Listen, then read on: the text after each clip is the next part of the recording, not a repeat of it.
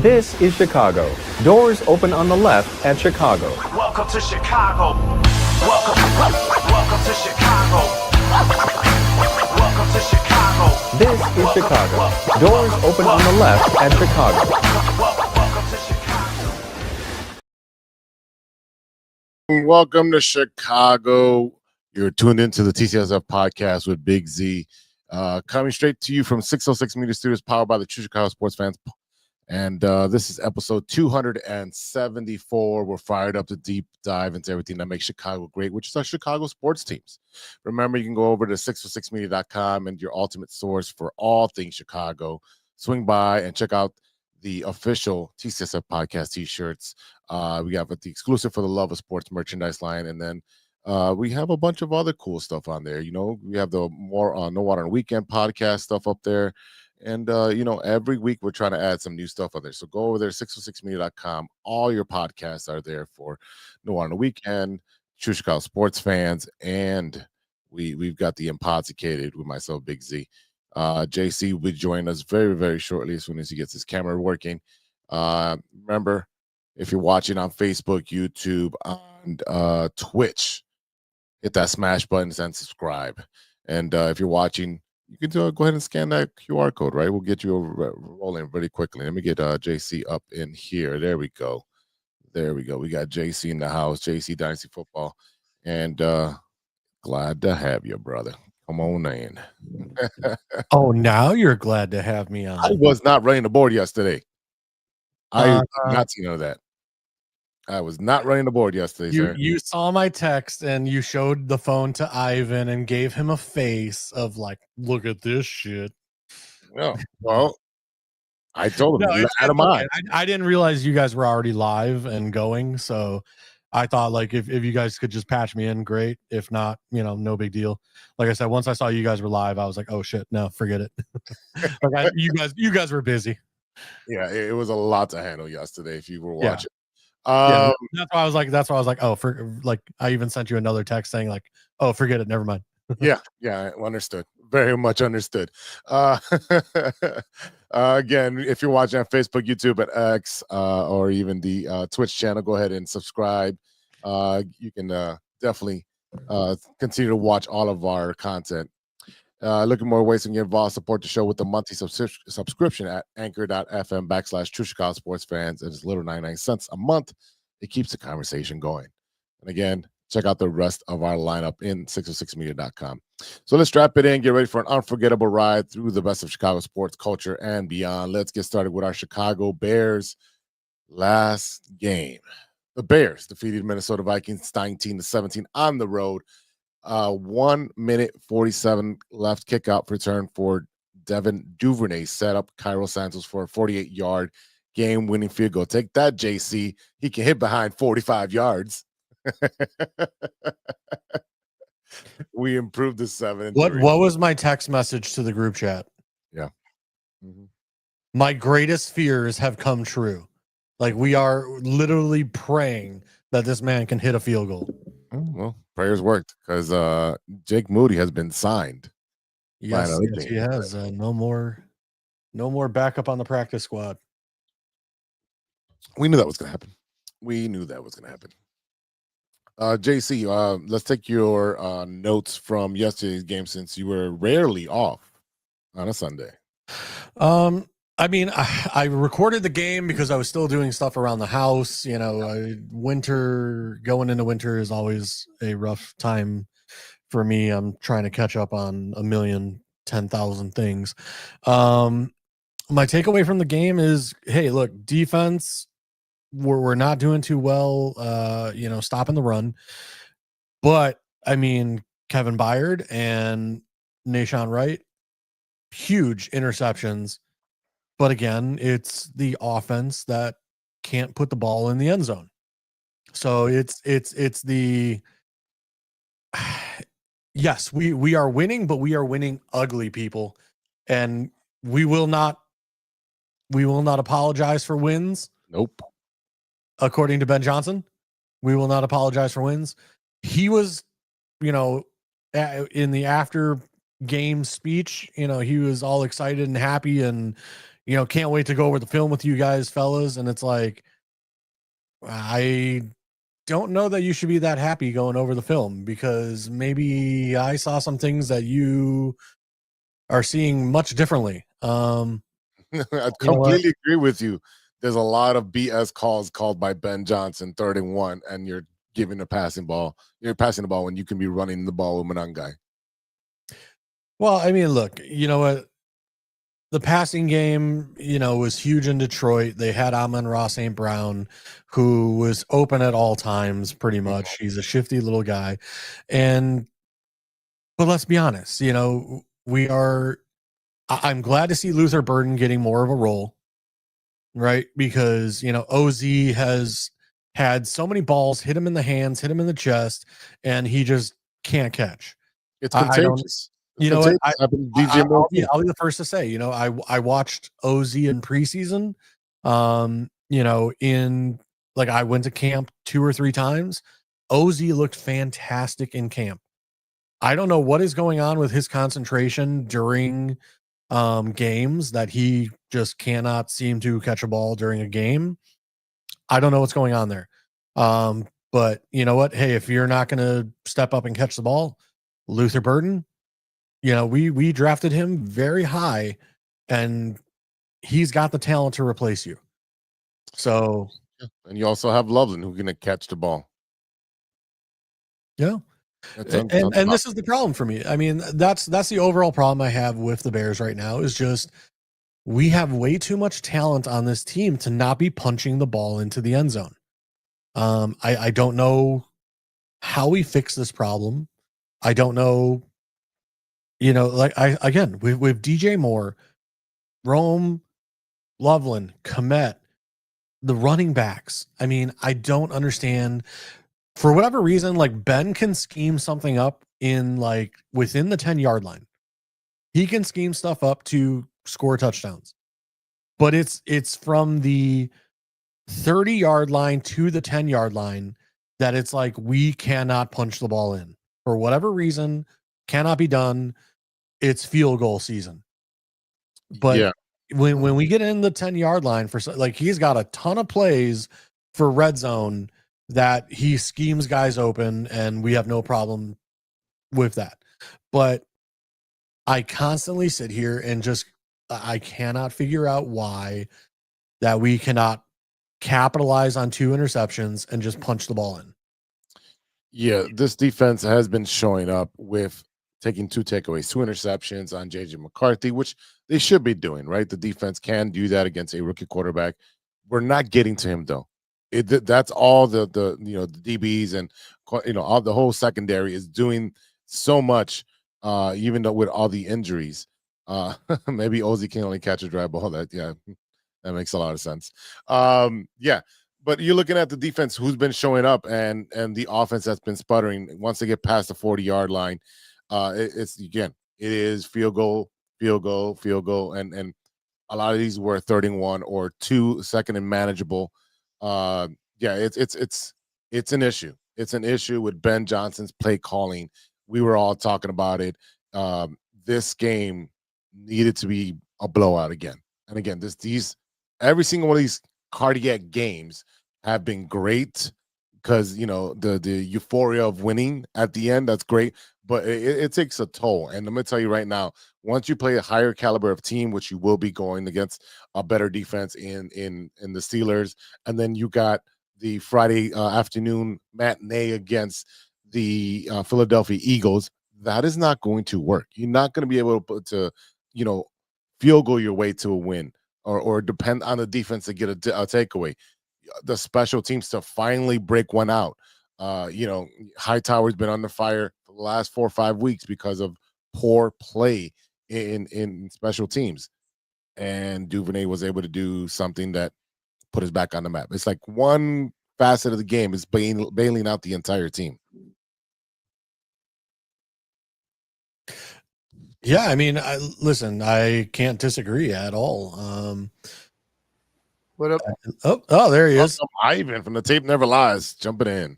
Yeah, dude, I'm telling you, there was something going on with this camera, or I'd have been on 5 or 6 minutes ago. But I'm here. All right. We just finished talking about how the special teams was the bailout for the Chicago Bears this week, rather than and the defense, rather than Ben Johnson's play calling offense, lack thereof, especially with going onto the 40, 40 and above on the opposition, right? So what's going on with Ben Johnson and inability to get the ball or multiple first downs when we're rolling on third down, right? And in particular, it's to me, it's the third downs. It's continuing the drives. Every time we see a third down, and I don't know if JC has noticed this as well, but it seems to me when it comes to third and short, and I mean 3rd and 5 and shorter, Ben seems to want to have this big play, have a trick play, have like a play that pops, but also the design and the scheme, it just seems too tricky, right? It just seems too gimmicky. It seems a lot Nagy-ish, and I'm not, again, like I don't think he's Matt Nagy whatsoever. I think he's a way better prepared coach than Matt Nagy. But when it comes to being a first-year head coach and play caller, and I know he's already been a play caller, but as a head coach, I just feel like there's growing pains on third down in particular that we're witnessing and need to be corrected. Like, again, 3rd and short, 3rd and 1, we're running wide. And I know there was a face mask on Homer, but again, why is Homer in the game? And why are we running wide with him?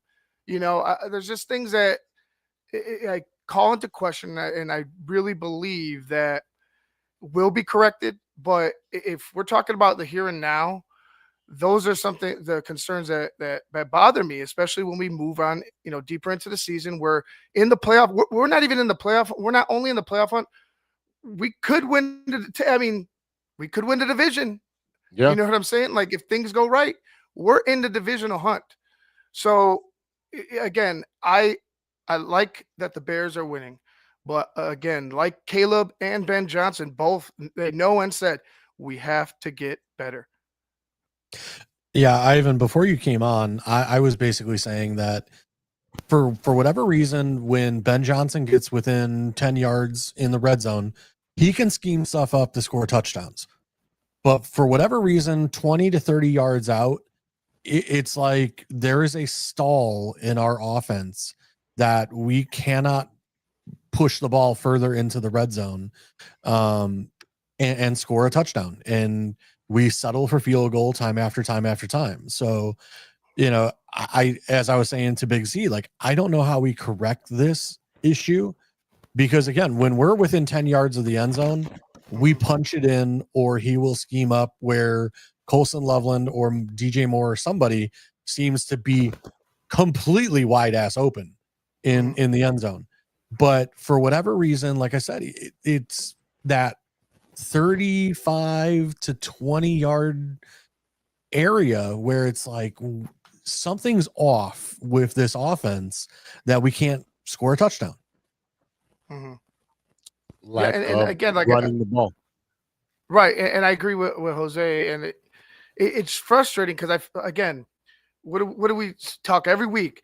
Let the running game lead the way to the play action into the pass game, right? And it just seems like to me that they get away from that and on short down yardage at times, and they want to get too cute. And I'm all for having the ball in Caleb's hands in big spots, but this has been time and time again in multiple games where we're seeing again running backs running wide when we have a 3rd and short, right? We see shotgun constantly. We see constant gimmicks, and I'm good with motions and stuff like that, right? But like you see the gimmicks, right? Having Tyson Bagent out there again twice.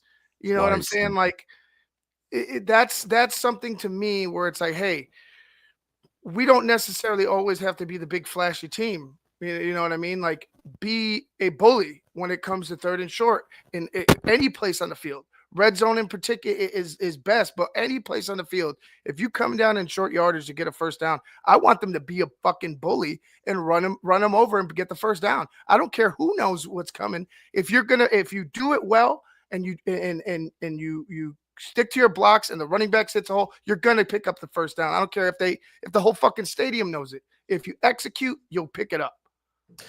Yeah, I mean, there were a couple times during the game this week that they went big.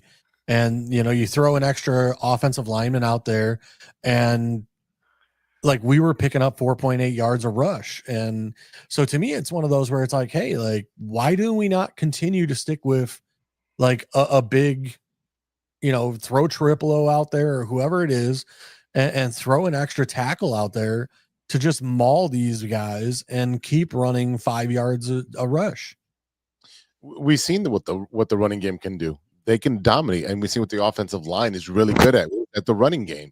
They're really good at pushing, forward and getting those extra yards. If that's working, why are we going away from it? You always, you know what? You do it, you run it again, as Big Steve said. You run it until they stop you. Like I even said, I don't care if the guy in the top of the stadium knows that we're running it. If they can't stop it, they can't stop it. It's simple as that. Just keep running it. And you have a bruiser, and again, you have Swift, who's been running really great for the past 2 weeks. I don't know if he's completely cured from the groin area issue that he had, or the hamstring issue he had, but he's running with I think he got cured from the Monangai, kind of showed him out. Yeah, 175 got you ready to go. But and I'm fine. Like I praise Swift. Like he's been doing great, right? He's changed up his style a little bit, slightly. You know what I'm saying? It's more. He's not dancing. It's more one cut, especially when he's running between the tackles, right? He's seeing the lanes a little bit better. But again, like I see more of a balance and more yardage gained, right? I see more opportunities if you lead with Monangai, and people are gonna. But Swift is he's running well, and I'm enjoying it.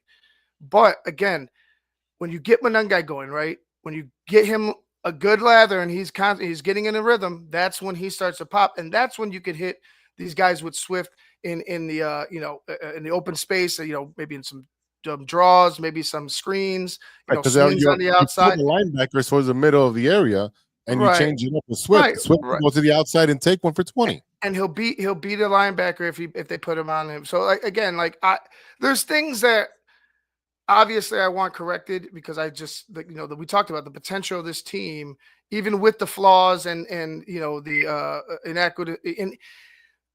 inefficiencies as far as depth is concerned on the team. I still believe this team has what it takes to fight for a playoff spot and get into the playoffs.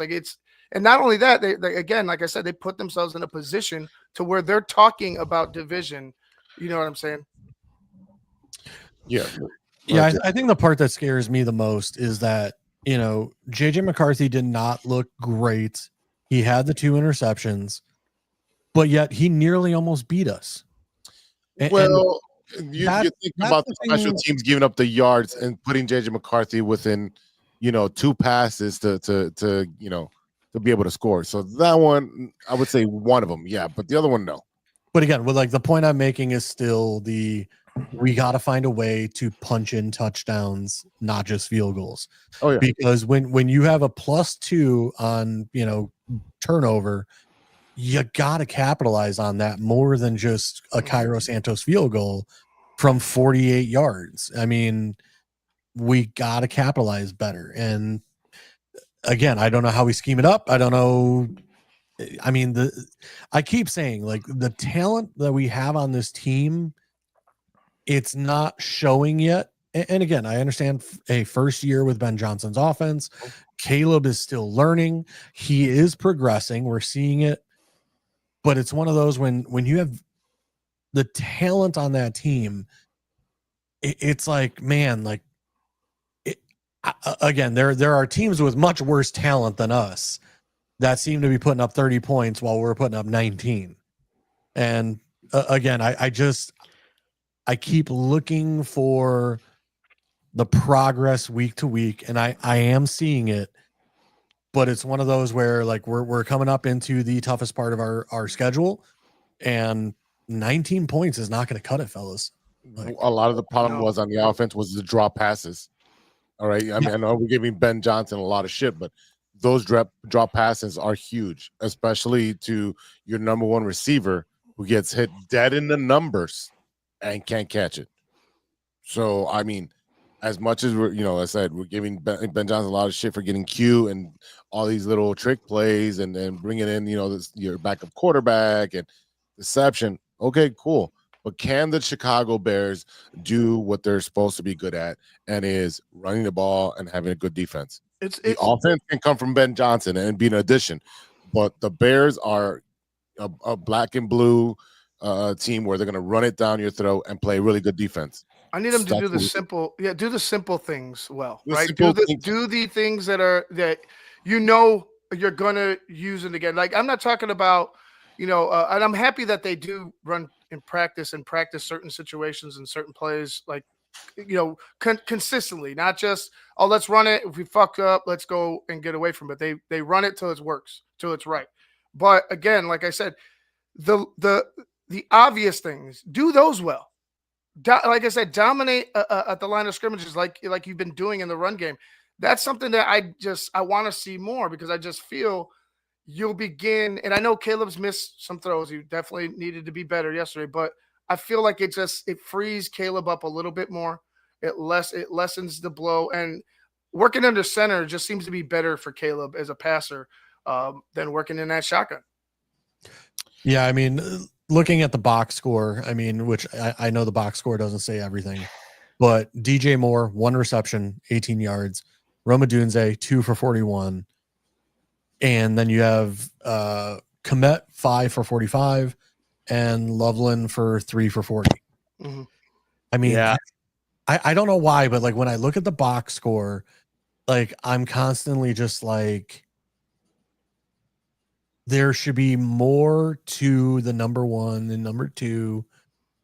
And again, hey, Luther Burden, 3 for 27. Great. But, and I don't know if it's just the overall like quarterback play of like nowadays where, dude, I'm so used to watching, Peyton Manning and Drew Brees and these guys just light it up. But you know what I mean? Like back in the day, like I remember like some of these third wide receivers still getting 7 catches a game. And now, like, I mean, like I said, you just look at the box score and it's like abysmal. And I know, like, hey, we're talking about drops, we're talking about all this other stuff, but it's just one of those where, like, when your leading wide receiver has 5 for 45, like, that's not great. Yeah. I'm going to make this quick. My grandfather's knocking at the door right now. He's coming up the stairs. I hear him. This team, I hear you guys are worried. I'm not worried, because I'm going to tell you why. This team is very following the 2018 script, and it's kind of scary how similar it is. Okay. So, well, hey, we got Carlos Santos. We got Carlos. Carlos, Santos, tomato. Anyway, both teams are having their first year head coach who are offensive coordinators. Okay, both teams. So there's that. Both teams had a second year QB learning a new offense from their first year head coach. Okay. Mm-hmm. Both teams started 4-3. Mm-hmm. Both teams blew a big lead to a division rival to open up the season on primetime. So it was Aaron Rodgers, and then it was with the Vikings, right? Yep. Now, both teams lost a career backup quarterback who beat them a few years before. So it was Brock 2015 for Miami, and then it was Tyler in 2021 and 2025 for the Ravens. Crazy, right? And then both defenses follow through 7 games leading the NFL in turnovers. 2018 was 17, 2025 is 16 right now. Both teams have had 6 picks on Monday Night Football for their first home game of the season. So had a pick 6, not 6 pick 6s, 1 pick 6 on Monday Night Football. So it's kind of the same thing with same thing when we're going 2018. So I don't know. It is what it is, fellas. I mean, you know more than I do, and you guys digress into deep in the minds of football than I do. But I see similarities. I see the kind of girl that I used to date, and I found it in a new girl, So it's kind of like honeymoon stage at this point. But yeah, we got to do better at scoring points. We got to score. You got to score. So I'm going to open the door for my grandfather right now. Give me 2 seconds, and then we'll come back, and I'll listen to you guys. But give me a second here. All right, He's been waiting this whole time outside. He's What probably, Jesus. freezing? he's freezing. It's old man. He's like 80. What kind of? Oh my God! What a grandson there. The 2018 comparison could have waited. Yeah, yeah. Are the Bears going to pay for our medical bills? We are having heart attacks at these games. You're absolutely right. Ivan in specific was not having it yesterday at the end of the game. Even Steve had to check on him a couple times. Yeah, man. You know, because again, like I look at it as, hey, man, the training wheels or all the excuses and like you have some built-in excuses, right? Like that are just right. Young quarterback, you new offense, young, first time head coach, all that. But the things that you can control, right, and can help allow you to get to where you want as far as having a complete game, you continue to fumble on. And that's what frustrates me because of the potential of this team where we all want them to end up. Like I'm done, even like Caleb to an extent, right? Like we all know Caleb gets the brunt end of the state, the worst of the worst for anything he does. But I need them all to be better, and they know it. You know what I'm saying? Like it doesn't take me out here to go ahead and let them know. It's just I need to see better execution on some of these, like JC was saying, on red zone opportunities when you're there, when you have an opportunity after a turnover, when you stop them on downs on defense. You gotta find a way to get this more complete because I feel like this. I know this team can't get to the playoffs. I see it. It's just if you make mistakes and you don't correct your mistakes, those things will come back to get you. Yeah, all day today and on the oh, he's not even like he stepped in. All day in the radio, people were on both sides of the fence. They were happy that we won, but at the same time, there's people that are saying, "Oh, the Bears suck because they played, lesser teams and lesser defenses." Let me tell you something right now. You don't control who is on the schedule. You don't control if that team has multiple injuries or not. That is out of your control. Your job is to play 60 hard minutes and do the best you can to not let them score, and you put up points.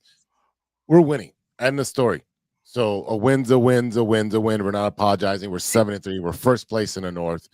And you that's could how say, we're you could say the same like luck, BS with a lot of teams in the league, man. Like the Packers yesterday, or in a couple games, you had the Jaguars went ahead and beat the shit out of the Chargers. You had the Broncos beating the Chiefs. There's so much more parity. I feel like in right now in this year's NFL that it's like to go ahead and say, oh, this team it should be a win or a loss. I don't think that's the case. I think everything right now, except for maybe a few teams, like 4 or 5 teams, you could probably get, at any given Sunday. And I know that's a term that gets played out, but really, I feel like there's opportunities, especially with teams that might be deemed better off than the Chicago Bears.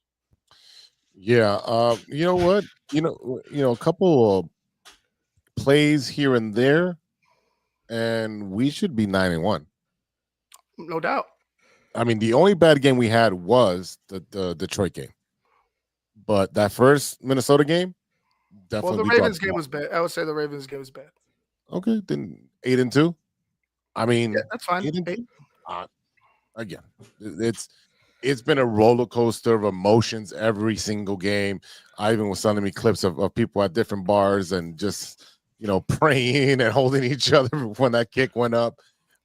Oh, well, we were the same way. I mean, he just missed it going the same way and pushed it left, like hard left. And I honestly, when it went up, I thought it was fucking doing the same thing. It was hooking, it was going, and then just stood true. No double doinks on Sunday. No double doinks. No double. I put it in the group chat. I don't know if everybody saw it, but I literally said my worst nightmare, Cairo Santos kicking for the win. Another crazy stat, and Ron Winarski, just want to say thanks for subbing. Crazy stat: Niners, Packers, Bears, and Pats have combined 29 wins so far this year, and just 6 total have been against 500 or better team. Again, anybody could be anybody in the NFL. Yeah, but it's hard to win in the NFL. That's what I don't get. You win, you win. You fight to the end. I don't care what team it is. A win's a win. Oh, And absolutely. I'm hearing on the news or at sports people like they're playing an easy component. They shouldn't lose. But it's hard to win in the NFL. So a win's a win. You go week by week. That's it. Not only that, the better part is, do people forget the Bears like just drafted first overall like less than 2 years ago? Yeah. Like we weren't that good of a team, guys. Like, and we've improved dramatically, in just a year or so. So I mean, 2 top 10 pick, 3 top 10 picks in the last 3 years, right? Am I wrong? Yeah. Yeah. I mean, I agree. No, I totally agree with JC. It's like this team is in its infant stages, right? And like for me, it might be to the outside looking in, it might be like, oh, well, why aren't you happy, right? And I am happy. Like the Bears are winning, we're on top, but like you just want more. You want more. You want better for them, and you want them to go out and execute a complete game and really truly see everybody, all the stars align. Everybody have success. Everybody take another step. I just feel like this season in particular, we're going to have to deal with the heart attacks, the warts, and the growing pains. It is what it is. But this team is on the right trajectory. I would say I rather have the season we're having now than the season we had last season. 100%. 100%. 100%. Like, but that's the point. Like I'm saying, like now, yes, it's you're figuring things out. Things are clicking. Things are not. But again, like you said, it's going forward. It's moving forward. So I'll take 7-3. You fake it till you make it. And they're making it. I'll say this. It's one of those where you look at what Josh Allen did this weekend, four passing touchdowns, 2 running, and it's like if Caleb and the Bears, with the talent they have in the wide receiver room and everything else, if we can get to that point where we are scoring 4 passing touchdowns and 2 rushing touchdowns a game, like that is where I'm looking. Like that is the status that I would love to see the Bears at, finally after, 1985, to finally have a team that is scoring at that pace. That is the standard that I am looking for. And again, we are, as Ivan said, we are in the infancy stage and we are progressing. We are learning to walk, gentlemen. And we are not yet out of our leg braces of Forrest Gump before we can run. Run, Forrest, run. To be honest with you, those leg braces were pieces of shit if they fucking fell apart while he's sprinting down the road. I'm sorry. Like Forrest, you got sold some pieces of crap. Absolutely. And Jenny's the worst villain in all of franchise history. So I don't, These are not Stone Cold Steve Austin's knee braces, okay? These are prehistoric. They're like wood. They're made of wood. It's like you look at his leg braces as a child, and then all of a sudden it's like, Lieutenant Dan, you got space legs. You got space legs. Mama always had a way of explaining things to me. Yeah, I don't know. I'm not happy what I'm seeing, but I'm happy that the team doesn't quit. I think you guys probably covered that, but a win's a win for me. And then she left him with a random kid that didn't look anything like Forrest. Like crazy. A little bit, kinda. That wasn't Forrest's kid, bro. Let's be That's real. not Forrest's kid. Wow. That's Bruce Willis's kid. Have you guys ever seen the Jenny is the villain of the movie? She is. Yeah, she is. She actually is the villain. Oh, all right. All right. Anyway, we're talking Noah on the weekend right now. That's what we're talking. Noah on the weekend. All right, I appreciate you guys. Yeah. Let's give some flowers to a couple of things that we're looking for. That we've had improvement from last year to this year.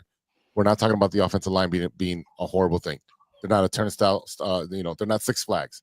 The turnstile just and Caleb is not getting sacked 68 times this season. All right, that's flowers right there. Colston Loveland. He's had a couple great games. He's still a rookie, but he's improving every single game. Mm-hmm. You have Cole Kmet. We just had a Cole Kmet game, right? 5 catches from. We've had a Rome Odunze game, right? We have a Monungai game. Everybody's kind of taking turns on the offense of dominating. And again, we're in the infancy. Wait till it all clicks in on offense. It's going to be scary. On defense, we're missing half of the guys, and we're still getting 2 takeaways. Right. Generating no pressure. Yeah, with no pressure up front. The special teams has been horrendous, and yet they come in when it's the game on the line. They have shown up, whether it's Moody, whether it's been Cairo, Duvernay, whatever it may be. These guys are all showing up when it matters. And do the numbers at the end of the day really matter if Caleb threw for 300 or 100 and we got to win? No, the win is the most important thing. So while there's a lot of things to fix, while there's a lot of wish list kind of things that we want, like DJ Moore, getting eight catches and 120 yards because he's the number one. And if he's not the number one, then it should be Rome. But that's all on the wish list. So I'm happy we're winning, but there's a lot to fix on this team. And once it's done by Ben Johnson in the offseason, look out next year. And I'm not putting the cart before the horse, just giving the team its flowers for the things that they have done right and what I'm looking forward to. So I know Ivan's going to jump on with Big Steve. Thanks, Ivan. I know you got to jump off and go do that. So we'll see Ivan later on this week on Sunday. Steven, later. Steven and JC are going to stay with us, and we are going to come back with the Madhouse on Madison report. The Bulls are playing right now, but they had an exciting game last night. So we'll talk about that on the other side of the break. So stay with us, and we'll be right back after a word from our sponsors. Hey there, Chicago enthusiasts. Are you ready to take your fandom to the next level? The True Chicago Sports Fan Podcast has got you covered with some serious cool merch that screams Chicago pride. From cozy sweaters to trendy tank tops, we got it all. Show off your love for the city with our iconic red, white, and blue logo, or stand out with our exclusive collection for the love of sports. Whether you're lounging at home, breaking a sweat at the gym, or cheering on your team at a game, our gear is a must-have for all you diehard Chicago sports fans out there. Don't hesitate. Visit bonfire.com/store/606-media-store/, or simply just click the link in the description and snag your gear ASAP. Get ready to make some noise, show your pride, and embrace the Chicago spirit with True Chicago Sports Fan Podcast merch. Designed for you, the ultimate fan, for the love of sports. Hey guys, it's Steven. And this is Sean, and you are listening to True Chicago Sports Fans. Don't forget to listen to No War on the Weekend. New episodes on Monday. You can find us anywhere you listen to podcasts. Yeah, so we're going to go do a couple of shots. So let's kick it back over to Big Z. No War on the Weekend. TCSF podcast with Big Z, JC, Donnie C. Fantasy Football, and Steven from No Water on the Weekend. And now we're up close and personal. I got a new camera. Yep. Got a new camera. Nice. Good. That's awesome. I'm happy for you. Thank you. Yeah. Let's talk about the Madhouse on Madison report. Steven, what do you got for us? So last week, Wednesday, I was at the Blackhawks game, and I take alone. Hold on. I take full responsibility of this game. You know why? So here's a little backstory of what happened Wednesday. So there are suite tickets, 200 level, right? So we had no one next to us or whatnot. And, I had some people come with me. Yep. I had some interesting people behind me. Yeah, I heard the No One on the Weekend podcast. Go ahead. So I had senior citizens, they're technically senior citizens. They had gray hair. They're like in their 60s or whatever. They get senior discount. Anyway, besides the point. Every time I got up to go take a leak, right, the Devils scored. First period, they scored. Second period, they scored. All right, so then the Blackhawks finally score in the third, and we're up 3-2. I'm like, I'm not leaving. So the couple behind me decided to say, we're going to lose to this jerk off because he has to go use the restroom, and we're going to lose this game. And and we were joking around before and high-fiving when the Blackhawks did score. And they're like, we're going to lose because of this jerk off because he has to go take a leak every period. And every time he does, the Devils are scoring. So I'm like, okay, I'm not leaving. So we're up 3-2. And then, they tied it 3-3. We go to overtime, and I'm not leaving. And they were also giving my buddy a hard time because he was buying me drinks the whole time. So that was very nice of him. I don't know if you guys ever bought me that many drinks, but Did you like stand up on a box like and get a microphone like Leonardo DiCaprio? I'm not leaving. Yeah, I did say that, but it was so loud in there. But I had a great time. They lost in overtime, but the Devils are a great team. They're up there. So it was they started off great. A 65-year-old couple that doesn't really know you knows you're still a mush. Yeah, pretty much. I did see you're throwing that energy at me, and it's sticking, JC. So it's sticking. Listen, I'm not throwing any energy your way. It's just the truth. Yeah, we're still Oh my stating God. facts, Okay. man. All right. Well, you always should have have your came. lot of mushes You that should do have it for came, me. both of you, because I had great tickets for free parking. No, you guys couldn't go. Oh, No. I can't use my work. Oh, I have bowling. Yeah, I'm Forget coaching it. them. Yeah, forget about the young. He's Like, coaching, it's and game I'm over. sorry 6-7. that I have a Get over it. doctor's appointment next Monday for surgery. Yeah. You know? Well, then, okay. Well, you're going to be mushing on the couch after that. So I will. Dude, I like 4 to 6 week recovery time. Like I'm kind of excited. Oh, there you go. Can I have some of those pain pills, by the way? Anyway, we're getting off topic I here. go live every single day on StreamYard and just have at it. Oh, There you go. There you go. yeah. I can't wait for that. All right. Well, you know what? The young Blackhawks are giving fans a reason to bring back the madness back at the Madhouse on Madison. You know, they won against Toronto the other day.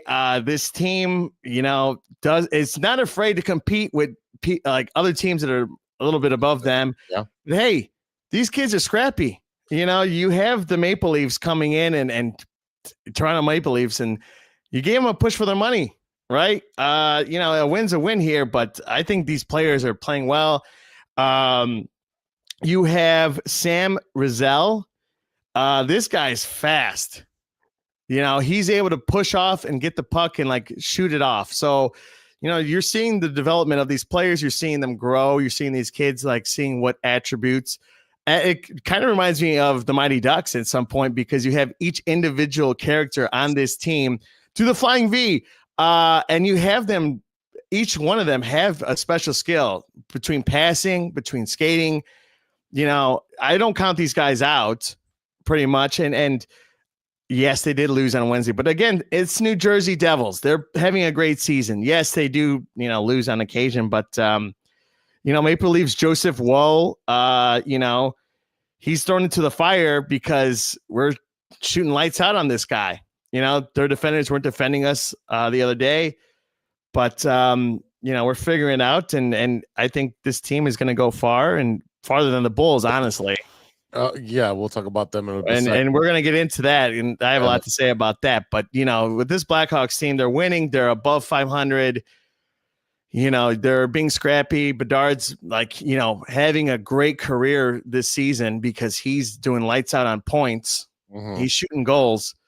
So I'm really happy to see what I'm doing, but Bedard's surging, and he's going to be for Team Canada this upcoming Olympic spot. So it kind of sucks, but this guy's doing really well. So he's probably going to be in Team Canada soon. I'm happy for him, but I'm happy that he's not on Team USA, but he's not going to be. But anyway, I don't know. He's taken flight in this third NHL season. I can't believe we were talking about this the other day. Second season, first season. No, it's his third season. Yeah, so it's wild. It's exciting to see him, but yeah. They're building a really good team over there. Yeah. Spencer Knight had 31 saves against the Maple Leafs. His save percentage is 92, almost 93%. And Spencer Knight, Spencer Knight, as long as you put defenders around him and get the puck out of his area, you're good. You got to push it out. That was the issue last season. The puck was staying too much on their side of the goal, and they couldn't clear it out. And now you're seeing them clearing it out, playing scrappy defense. But we lost because of the fact transitioning in overtime. You're putting 3 players at a time. We got behind when we're switching out players. So that's what eventually why we lost. We also have a new coach.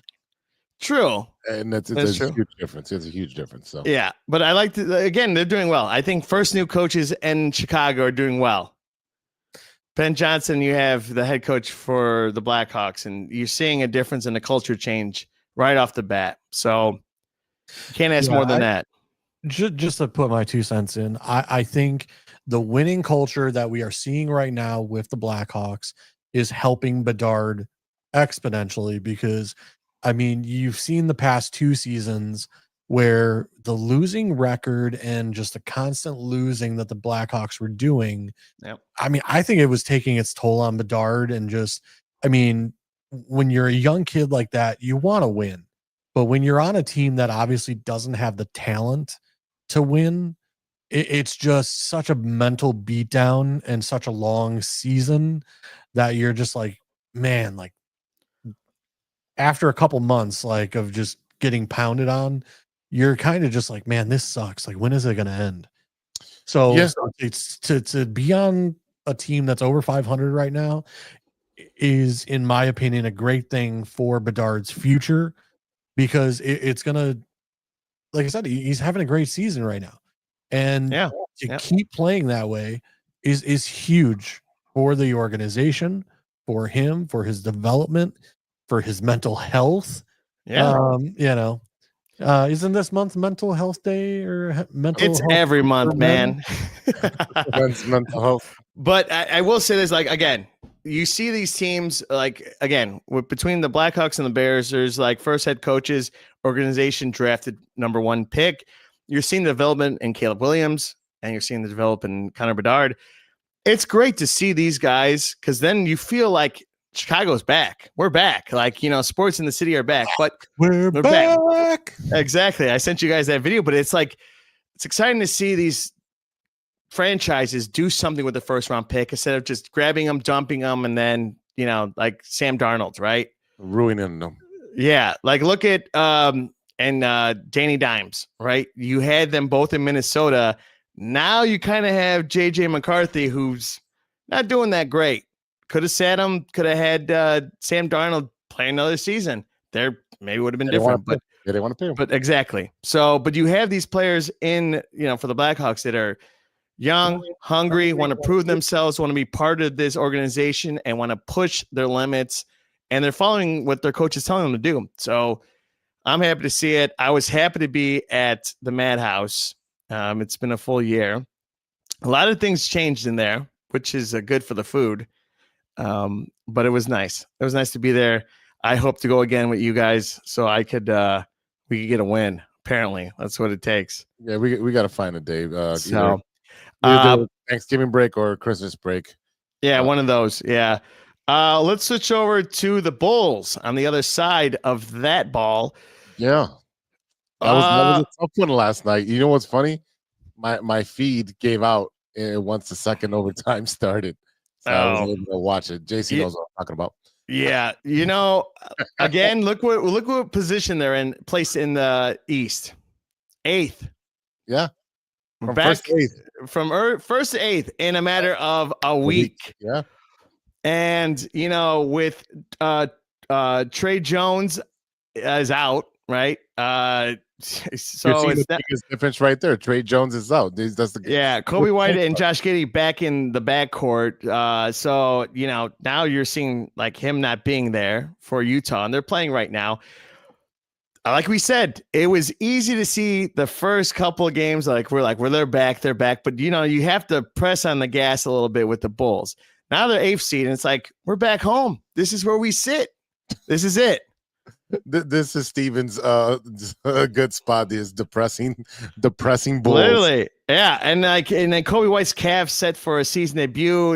He's there, but how is he going to fit in? Like getting in and Let me tell you right now. What did Larry Mark gonna have yesterday? What do you have? 45 points?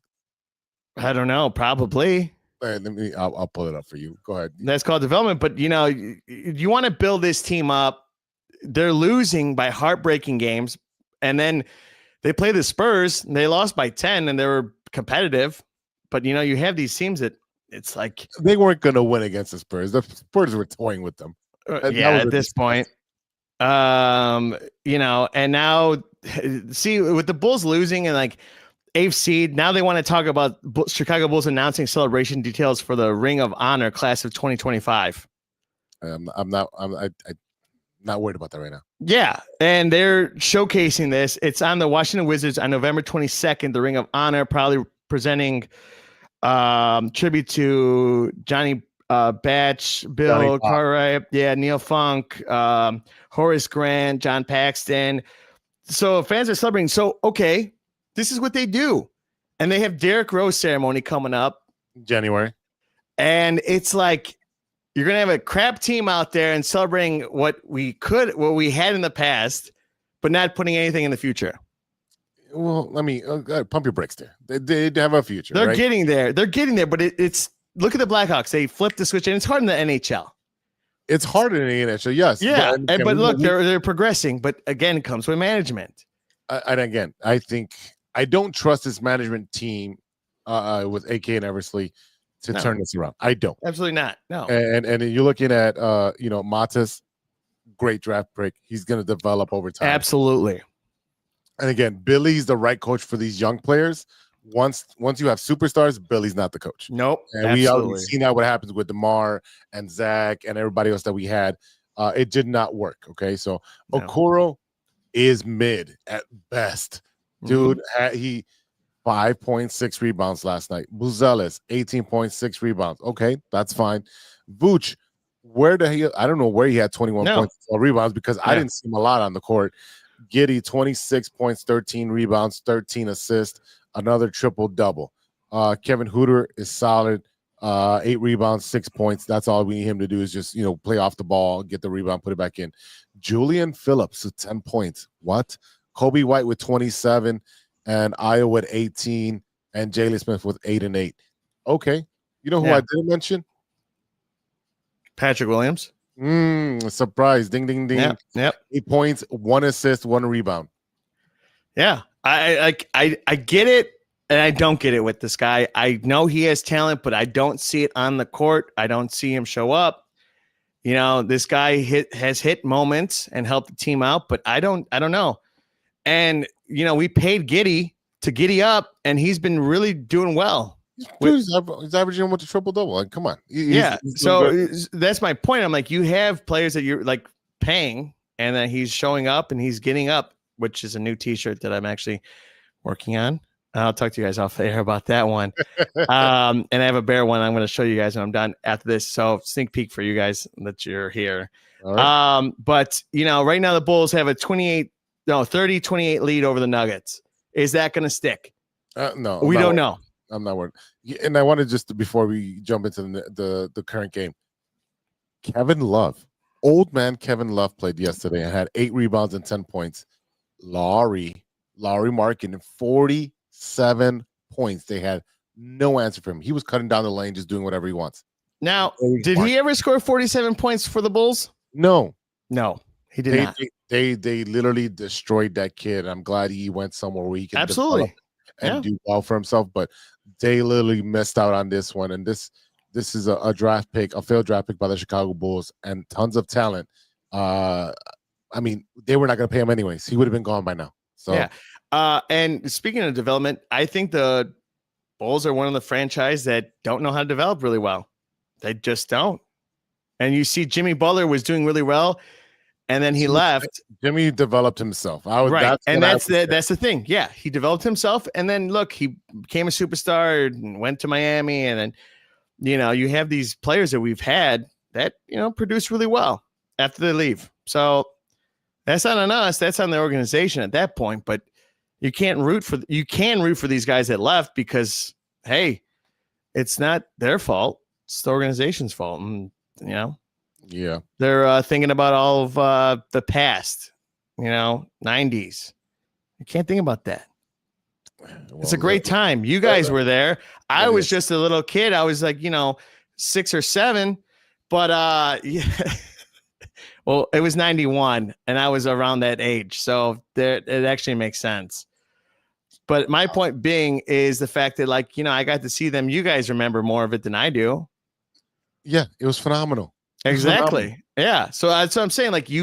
As we are getting older, we know what basketball should be and how it should be played. And sometimes we don't see that in the NBA, right? It's taken a little longer for the Bulls when you see other organizations develop a lot faster than us. So I don't know. We'll see how this season goes. I don't think they're going to win tonight. No, if I had any money in my account, I'd literally take Denver minus the points or whatever it is. Yeah. I again, we were all happy that they were winning, but then now it's like, what's stopping them? What is the other teams figuring out? I mean, there's going to be a transition period to have Kobe back in with all these new guys. Right. Yeah, that's true. There's going to be a about 2-week transition period. And, Kobe's an ISO player. He needs to have the ball in his hands to be able to be an effective player. Yeah. And everyone else has been playing team ball. So it's going to take some time. We'll see what they're going to do because I'm sure they're going to be trading pieces away. Now they'll definitely consider Vooch now because they're losing. And we said last week, if they're winning, Vooch isn't going. No one's going anywhere. So, but they're losing now, so they're going to try to figure out. And general manager's going to want to save his job, and we'll see. We'll see next week and how it goes. Yeah, definitely excited to see if the Bulls can get out of this hole after starting 5-1. Now they're 6-6. They're going to be 6-7 tonight. All right. But can I talk about one thing? Because it's been blowing up on my Facebook, on my Twitter, on everything about the True Bulls Chicago trading, sports. The Bulls trading for Anthony Davis. And absolutely not. No. I can't. You know what? If I'm going to trade for a guy, it's not going to be a guy who's going to sit at the end of the bench or play 3 games and take off 2 because of rest need. I'm sorry. I don't want Anthony Davis. If the Bulls do that, and especially because the trades that they have us doing have us trading away first-round picks to get him. 2 first-round picks and 4 of our players. I'm like, that makes no sense. Like, did I miss the fact where the guy somehow took a time machine and became 20 again? And didn't he just put out 30 pounds in Texas? I don't even know about that, but it's the fact of the matter is that he is not the player he once used to be. And this whole whatever roundabout, look, you know what? Maybe he's still halfway decent of a player, but this is not what, if we're trading away guys, it's to get younger and not have a ton of money on the books. Yep. That would be the complete opposite of what we're trying to do here. It's like when we got Dwayne Wade. For what reason do we have to get him? No reason. After they said they were going to get younger, they went and got Dwayne Wade. So I don't get it. He's a Chicago guy. That's awesome. I'm happy for that he's from Chicago. But you don't have to bring every guy from Chicago that in the league. He's a Packer fan. No. He's a Packer fan. No, absolutely not. Okay, well, I didn't know that, but okay, I didn't want him anyway. But I don't want this trade. And it sounds like the Bulls would actually do this stupid trade too. That's the issue. To be honest with you, they would do this trade because, we want, sell more tickets. You want to have a star. And they would do it. I wouldn't put it past them. And if they did that, we're not covering Bulls anymore. We're done. If they did this trade, we're not covering Bulls anymore. We're done. Dead. It's the same topic of discussion that we're having around guys like Steph Curry. It's one of those he'll have a game for him there where he'll score 40 points, but let's be honest, Steph Curry's not even Steph Curry anymore. No age, man. But listen, that's the problem is that yes, Anthony Davis is a name. Steph Curry is a name. Klay Thompson is a name, right? They are well-known players, but they are not what they once used to be. No, I am not giving up 4 players and 2 first-round draft picks to get a guy who, again, as I stated, is going to play 3 games and then have to sit out 2 games because his load management, knees or his ankles or whatever, his lower back can't take it. No, he's Mr. Glass. He'll be sitting out at the end of the bench pretty soon in Dallas. He does not stay healthy. He's never stayed healthy. No. He's had the weirdest injuries, getting poked in the eye and back spasm and just weird stuff. So that is an absolute no. They can flush that down the toilet, and they keep it down there in Dallas. I don't want it. I've stated earlier in the season, hey, I'm okay. If Kobe is looking like his contract's going to expire, and we're not necessarily sure that we want to keep him. I've said it here on the podcast. Buzelis and Giddey are my only 2 non-trade. anybody else on this team, I am okay moving if it means getting an upgrade and or first round picks. Only first round picks, no second round picks. Absolutely. And none of this protected BS. All right. No, straight up. Yep. So I agree with you, JC. I don't have any faith in this general manager. I feel like he's gonna give us second picks when we deserve first picks, or not trade anyone and let them walk and not get anything. At this point, because we haven't done that before. Yeah, never, ever. So, this organization doesn't surprise me at all.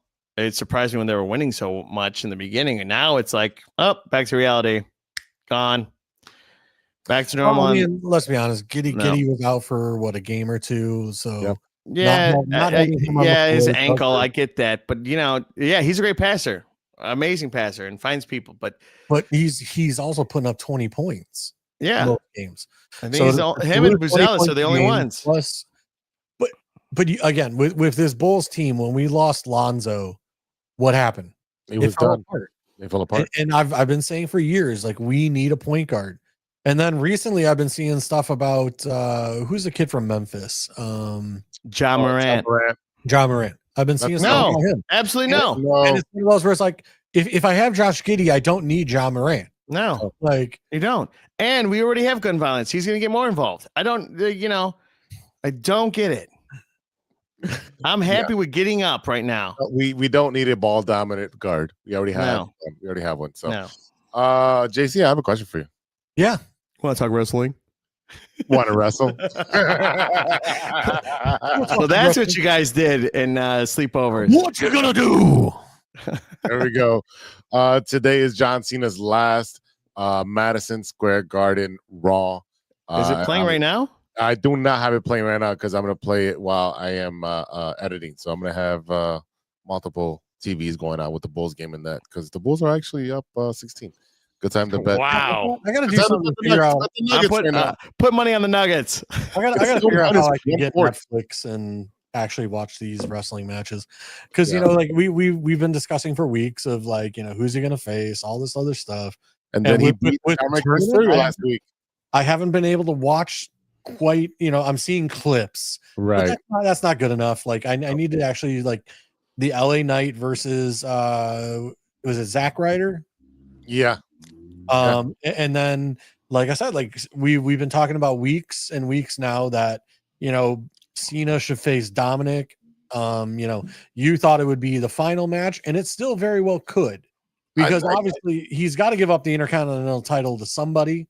I think, and again, I don't know what's going on today. I don't know what's going on live, but he dropped. John Cena beat him for the title, and he became a Grand Slam champion finally, and he's going to drop the title. Yes. Is it going to be today, or is it going to be in his last appearance in Washington, D.C.? Who knows?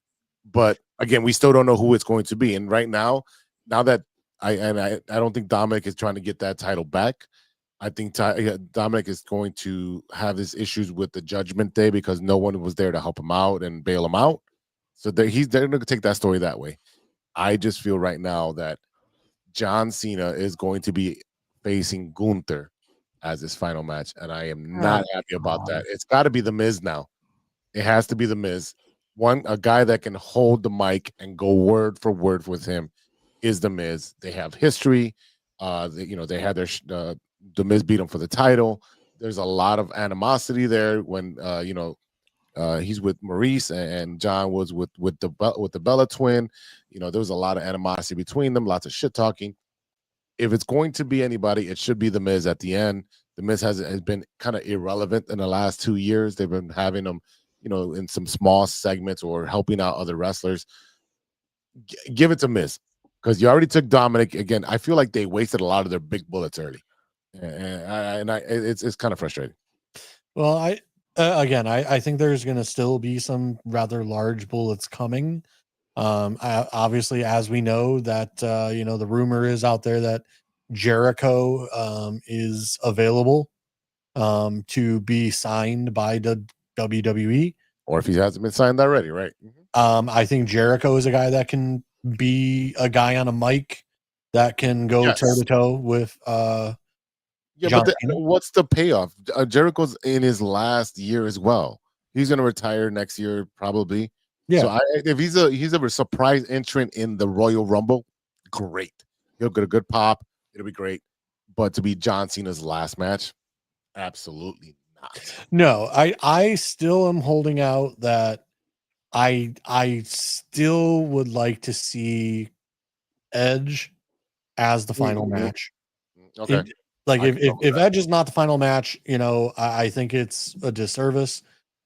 Because again, I look up and down the roster and it's like, okay, if like, yes, you could promote LA Knight, you could promote, again, you've already used CM Punk, you've already used Randy Orton, you've already used AJ Styles, you've already used name the person, and you've already like you said, they've already burned the bullet and shot the gun, and now you're sitting here like, who's left? And you look up and down the roster, and it's like, I've been saying this for weeks. I don't see anybody on the roster that is deserving of the push that Cena could give them. You can sit here and come to me and say Roman Reigns. Well, Roman's already over. Roman's Seth Rollins already over. Brock Lesnar already over. So it's one of those where it's like, who is it going to benefit other than like a send you off Shawn Michaels, Ric Flair style, or Undertaker, Shawn Michaels, or, you know what I mean? To the proper send off to me would be Edge. Now, if that's possible because of AEW, I don't know. And what if Edge is done as well, and they both retire? Just have one last banger. And, I knew I was going to get Steven to pop on that one, and just retire. Like I said, And then they both go into Hall of Fame together. Boom, done. Yeah, I'm spitballing. Like I said, I don't know. I haven't really watched AEW all that much. I don't know how Edge has really been doing over there in AEW. If he still has any juice left, You can still to put out a banger. I know like Christian has come up like a long way in his mic work. Yes. Playing the character he is playing in AEW, where he is just like this snotty, overzealous, character.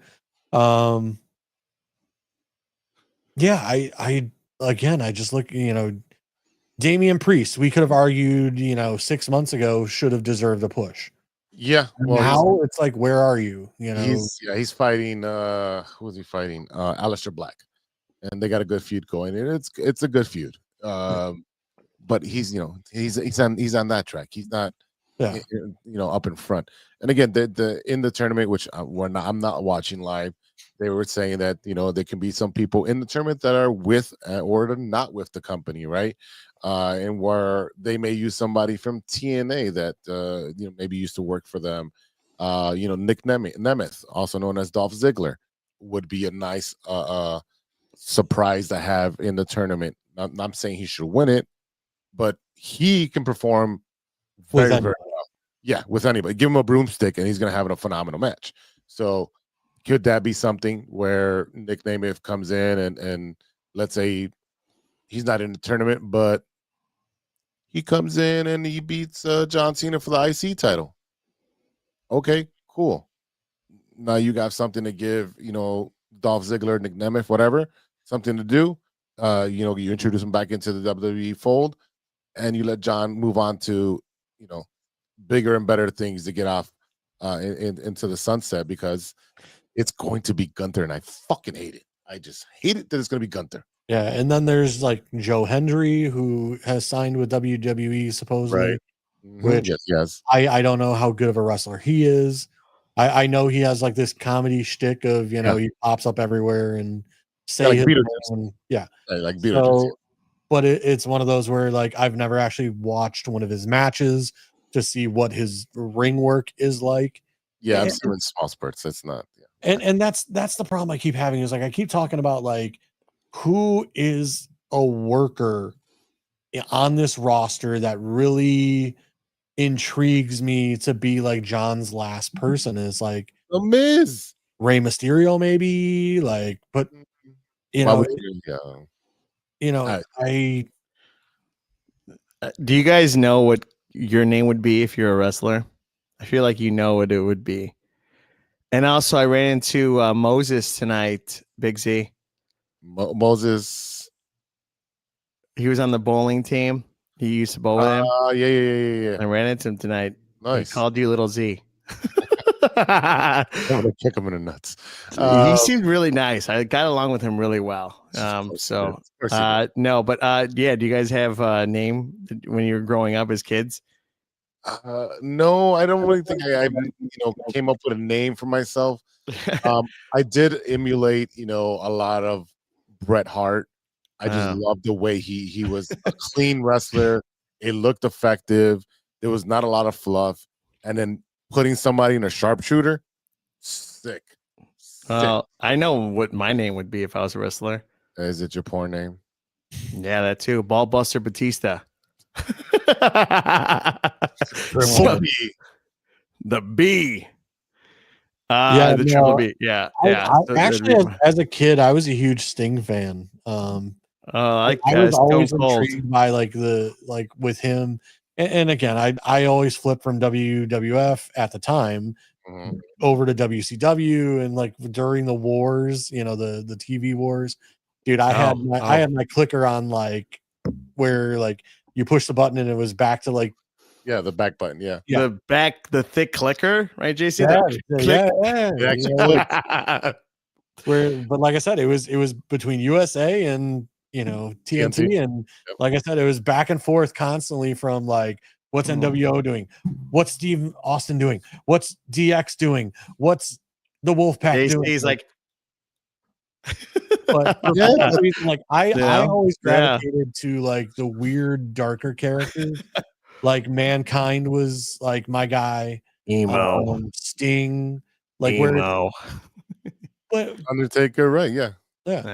Like I said, I always liked those particular characters because it's like they didn't have to say shit. They would just show up and fucking wreak havoc, and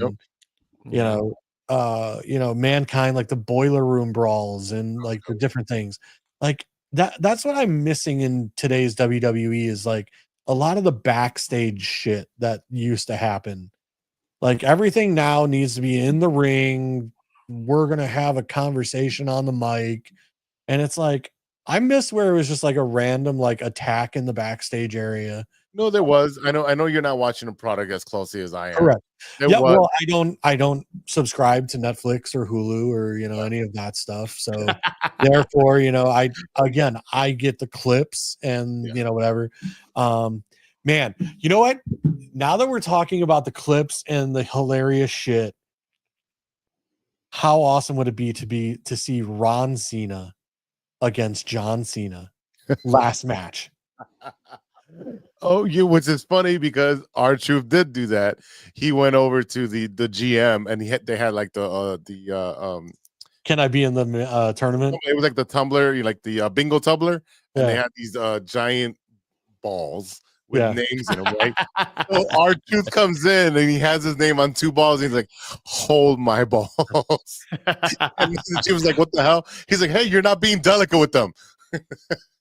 That's hilarious. Yeah, he's hilarious, and he's I don't know if he's going to be in a tournament or not. Look, could Ron Cena get an intercontinental push? Yes.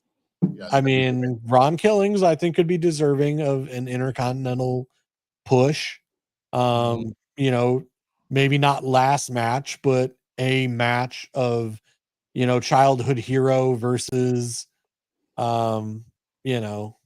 Mentee, yes. And see Cena as like a, not a favor, I guess, but like a, whatever, dropping the title to him, out of respect, if you will. Yeah. I would love to see that. Like for whatever reason, like I always like the shtick. I like the comedy stuff. I like I said, like I like the Mankind stuff. I like the Sting up in the rafters with, the black cloak, lights go out, people get knocked out. All of a sudden lights come back on, Sting standing there with everybody else, laying on the ground. That kind of stuff always was intriguing to me. It is, but you have to protect a character that has that. And I feel like us coming from the Attitude Era, we don't want that to be overused. That was for me, like the perfect newer example of that was the Wyatt family, right? Yes, like and the sister Abigail, that kind of thing. Yeah. But losing Bray kind of took the air out of that balloon. But like I said, nowadays it's like where WWE was character driven, now it's personal, like person. Vendetta. Yeah. No, it's like everyone's a superstar. Everyone has their Instagram. Everyone has their TikTok. Everyone has their, it's called social media and branding. But that's what I'm saying. It's a personal brand now versus a character. And I always connected more to the characters than like someone who is just like, I'm Bret Hart. It's like there's nothing interesting to me about Bret Hart. Hey, I'm Bret Hart, and I'm sponsored by Monster. And Monster Energy Drink is my favorite thing to drink every time I get in the ring. So be sure to follow me on my next match next week. Like, yeah, that's what you're getting, right? That's what It's a corporate entity, And I understand that. Like I said, I always connected to like the storyline of like Kane and Undertaker when that was happening. Like I was like, yo, who is this? Like, what is happening? Like, what? There's a brother? What? It's gotta be Kane. Next thing you know, it's like I am sponsored by this drink, and it's going to be on there when everybody walk in. By Prime, bro. I'm sponsored by Bic Lighters. Yeah, if you're not smoking, you're just joking here on Big Lighters. Yeah. Before we get off wrestling, I do want to talk really quick about the 1985 Chicago Bears Super Bowl Shuffle video documentary on HBO Max. It's coming out November 25th. It goes with the Super Bowl Shuffle. I don't know if you guys talked about it. No, but it is coming out. Can you guys see that? Yeah, I can see that. Super Bowl Shuffle. Not the Super Bowl, so it's the single that Walter Payton and William Perry made. Oh, it's still sealed. No, yeah. So it's released December 1985. The Super Bowl Shuffle phenomenon grew everywhere. Essentially, they thought it was going to be only big in Chicago, but it went, nationwide. It went viral before. It went viral. Exactly. So they had to go to the Super Bowl because they looked like idiots if they didn't go. Yeah. And they played blowout fashion against the New York Patriots in January 1986. The New England. How old were you guys, and what did you think about it? 85. I was not even I was a Super Bowl baby. I was going to turn 4. I was about to turn 4, so I didn't get to see it. I've seen replays and clips. I never got to see it at all. So like I've seen every other championship except a Bears championship. Same, yeah. All right, yeah. I was born February 1986. Oh, so that's the reason why you were conceived. Yes. There you go. There you go. So, but if you do the time, it does. Yeah, no, it does match. It was before. Oh, I would have been slightly before season. Well, then it was like when the music video came out, then it happened before. Yeah, but anyway, I'm gonna watch it. I know you guys are gonna watch it. Look up memories, and I hope we can talk about it on the show at some point. Yeah, this documentary. Let's do something. Well, I've also heard that they're going to do a documentary with Brian Urlacher. Yep, about his experience in the NFL and like being a Bear, and Hall of Famer and all that. So that would be a fun one to watch as well. Absolutely, I find it very interesting. Of now, all of a sudden, we're seeing stuff about the Bears because the Bears are always closed indoors. They never showcase anything outside the light. Like when we got rookie training camp, Hard Knocks. Yep. It was a hard pass that they, protected the Bears organization. I think it was 1 year too early. If they would have done it with the Ben Johnson crew, It would have been phenomenal. It would have been nothing. 17 more of those. But, you No, know. it still would have been the no cursing. It would have been. It would have Yeah, been lame. but It that's would what I'm have been saying. lame. It's interesting to see this organization open up. Well, they can't really do much with the That players are and out. You can't do training camp with a rookie head coach. So it'll be another. I'm just saying with the Bears organization, now you're seeing the Super Bowl shovel, you're seeing documentaries because the players are coming out and speaking about these things. They have no restriction over it, you know? Well, not even that. I think it's also like the success of the Jordan documentary that was a couple years ago during the pandemic, The Last Dance. That's how this I think started. But I think that also showed like how important it is. Like people want to hear stories of their favorite players, like how things came to be. I mean, I watched the Barry Sanders documentary. On Amazon Prime. Yeah, it was phenomenal. Barry Sanders is a stud. I respect him as a player and as a man. Guy was great. Yeah. Tree trunks of legs, but yeah. But what I'm saying is like I think that, you know, I think a lot of people are now starting to discover that, hey, people want to hear the stories behind the scenes. They want more access to things, you know, that I've flat out said, like, you know, when the New York Giants had the off-season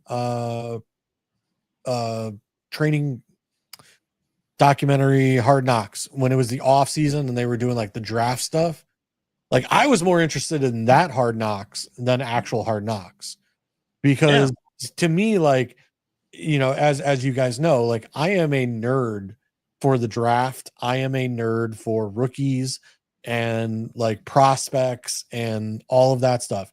That is what I love. That is what I love doing. I will sit there and watch all 22 film all day long of like prospects that I can potentially draft and make the Bears better. And to me, it's one of those where watching are we going to keep Saquon? Are we not going to keep Saquon? Are we going to trade for that's interesting. Like, how they're going to put the salary cap together. Can they afford this player? Can they not afford? Like if we get this guy, then we can't afford this guy. Like to me, that is always the most interesting thing that I want more access to. Like when the clips of the Bears draft room come out every year of, you know, them talking trash about like, oh my God, I can't believe they took that guy, or this team, I can't believe they took that guy, or the newest one, which was Dayball and Joe Sheen or Sean, whatever, the New York Giants GM about Jackson Dart. And like, if you have conviction on him, you know, basically saying like, I don't want the guy, but if you're convicted on this guy, we'll take him with a 3rd round pick. Yeah. To me, like getting access to those kind of video is what I love. Like I want to see those type of things all the time, because like I always want to see what's going on behind the scenes rather than like there's nothing to see here. We're a great organization. I have the same passion for baseball. I love that behind the scenes. I want to know what the GM is thinking. I want to know what the scouting report was. You know, everything that they wrote down. Just absolutely. Like, if you look at the scouting report for Mike Trout, it said that was never going to be better than an average outfielder. And look what that happened. You know, so there's wrong. They're always going to be wrong. I will say this: PCA is Team USA right now, so I'm excited for March. We're going to cover that. I hope. Or I'm going to make us cover it because I'm going to talk about it. Hold on. We have some breaking news that we WWE right now. Yeah. Cam Scat. I got to put this under. There we go. JC Dynasty Football with breaking news. Cam Scataboo fights WWE group.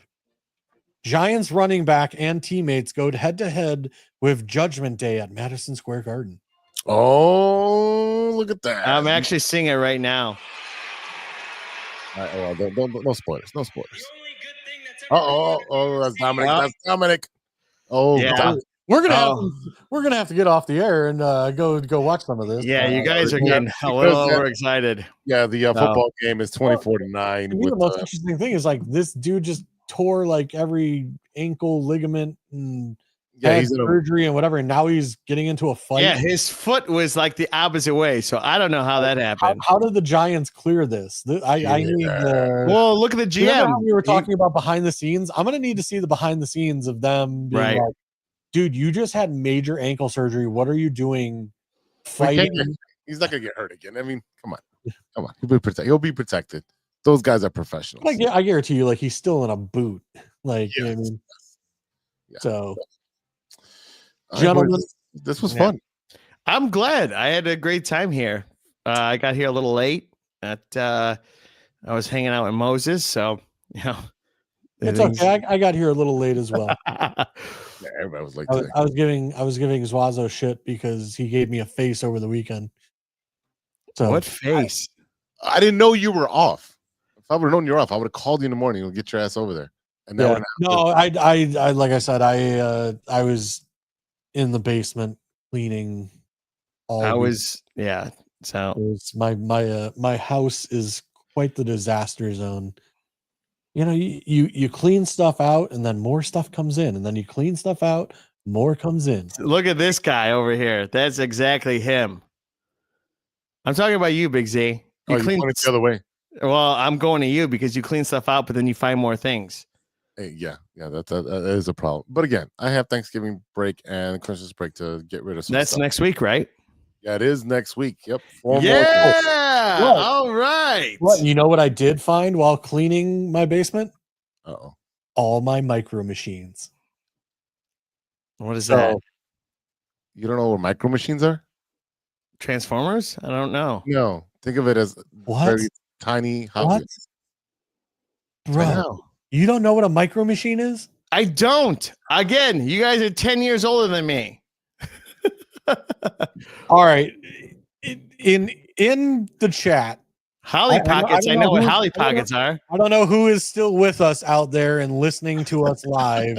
All right. Might not be anybody, but I want everyone to go trash Steven in the comments when you guys hear this last little bit of the podcast, because I was like reliving my childhood. I hope AI picks this looking at, up. like, I was like, dude, I have a micro machine, freaking DeLorean time machine. So do I. I have that one too. Yes. And it's like I have like miniature like helicopters and like landing ships and like all kinds of stuff. And like I have it's like an old gas tank that opens up into like a little city. Yeah, So I'm gonna play the commercial. for micro machines? Yeah, I'm just gonna play the audio. Here presenting the genuine original, colossally collectible, most midget miniature episodes of the real things.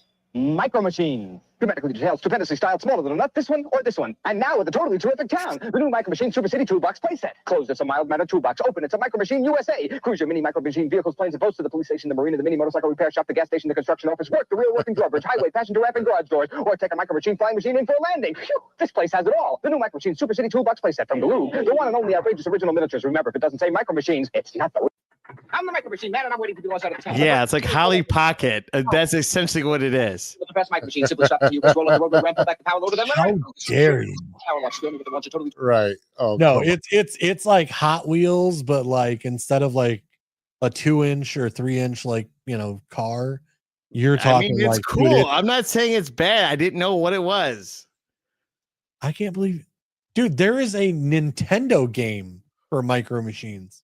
Nintendo 64 or Nintendo original? No. Original NES. Oh, see, I didn't have the original. I played the original. I didn't have one, but my first one was the N64 and Sega. Yeah. So. Oh my god. Oh my goodness. You must have had such a shitty childhood. It wasn't the greatest, but yeah, I managed. So. I mean, you missed all the good stuff. He-Man and stuff that you have to use imagination for. Imagination. No, He-Man, I didn't really care. It's like Wildcats. No, Transformers was cool. Teenage Mutant Ninja Turtles was great. I'm all for those. But you would have been late even the Turtles. I love the Turtles. I love the Turtles. I live for the Turtles. But I'm saying, like, I think the animated series was over by the time you were born. Yeah, but I still found out the turtles You're more of an X-Men 97 child. and Spider-Man and or Batman too, you know. But no, with the turtles, like the Return of the Ooze, the second one, that was like I love that one, and I love pizza because I want to eat pizza while I'm watching the movie because you see the second one, they're all in the city eating pizza. You would be more of the Darkwing Duck and Do you remember the Mighty Ducks TV series? Absolutely, yeah. I know all those. Yeah, you're late bloomer, bro. You're after. I mean, I love the 80s for certain reasons. You're after Power Rangers. Yeah, I know the Power Rangers. You know them, but you didn't know them. Time. You didn't know them like I knew them. Tyrannosaurus. This show just took a left turn. And it's like No One on the Weekend, brought to you by 606 Media, where the media is always right. You know, so 606 Media, where Steven's a young child that doesn't know the classics. I like the 80s. 16 Candles, not a fan. No. What? No. Breakfast Club? It's great, but not a fan. I bet you this guy doesn't even know what Crossfire is. No, I don't. No, he doesn't. All right. Do you know? Yeah, I remember Crossfire. Yeah. Yeah. Back to the Future, Jurassic Park. Cleaning out the basement, I found my original Crossfire. Oh my God. Yeah. If you want a younger show, more modern show, be sure to check out No One on the Weekend, brought to you by 606 Media. We're drinking, having fun, and we're doing broad crawls this year. Sean should be old enough to know Crossfire. Yeah, he is. Sean is my age. Yeah, yes. I'm the young one in this group, and it feels amazing. All right, so what we're going to have to do is we're going to have to stop talking here. We're going to have to go to No Water on the Weekend, and then we're going to show you more there for being super young and not knowing the cool things. No, you guys are uninvited. No.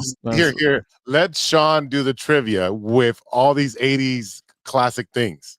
Fine. Challenge accepted. I'll ace it, and then I'll put in your face. Yeah, because you're going to do your work. You're going to study. Duh. If I know I'm going to get tested. Are you kidding me? I wasn't born yesterday. Oh, wait, I was. I'm trying to get together here, make it really quick. Steven's Bar Crawl. So if your name's Steven with a V, not a PH, I'm getting a bunch of Stevens together because I want to meet a bunch of other Stevens. PHs, you're not welcome. Sorry. But with V's, want to get a giant bar crawl brought to you by 606 Media. They're paying for everything. Yeah, this is our signature. But yeah, I met a Steven at bowling. That's our signature. Yep. With a V. So I want to get that together as well. Make it a bar crawl. I already talked to a bunch of Stevens already. So that's happening. It's going to be better than Firefest. It's going to be better than Firefest. Yeah. How many Stevens can you get in one location? Hey, you might be able to call Guinness Book of Records. That'd be great. I'd like to hang a plaque on this side. That'll be a lot of sausage. All right. Well, then Stevens take control over Wrigley. There's a lot more women than there is men in the world, JC. Didn't know if you know this. A lot of sausage. All right. It is time to jump off. We are overtime here. That is it for today, for tonight. Thank you for listening. Thank you for watching. Thank you for subscribing. For all those new people that just subscribed and been watching. Smash and subscribe. That's right. Thank you. I'm a little late. Thank you to our listeners and watchers for supporting us through 274. It's a lot more than that with all the lives now. So we'll see you next week for 275. Thank you to our sponsor, 606 Media, True Chicago Sports Fans. This month we are at Casa Humilde for 2 more weeks. We'll be there for the last 2 games. Next game is a noon game. We're playing Pittsburgh. So be there. It'll be just myself and Rodgers with a broken wrist. My wrist. We might have a chance again. My wrist. It's another backup quarterback. We never know, right? That's true. Yeah, check us out on our socials. I am Big Z _606 Media on all my socials. TCSF Pod on Twitter. JC is JC Dynasty FF. Steven is No Water on the Weekend, WKND, and his other social. TikTok is No One on the Weekend, one word. So, yeah, be sure to always buy our merch here on 606 Media because we have the great merch here, great collections, and much more. So, that's one of them hat. Black and red, Bulls, Blackhawks. You need that hat. Get that hat because it's amazing for the city of sports. There you go. All right, Mhm. y'all. For Ivan, Stevie B, and JC, I am Big Z. We'll see you next time for 275. And until then, be good to each other for the love of sports.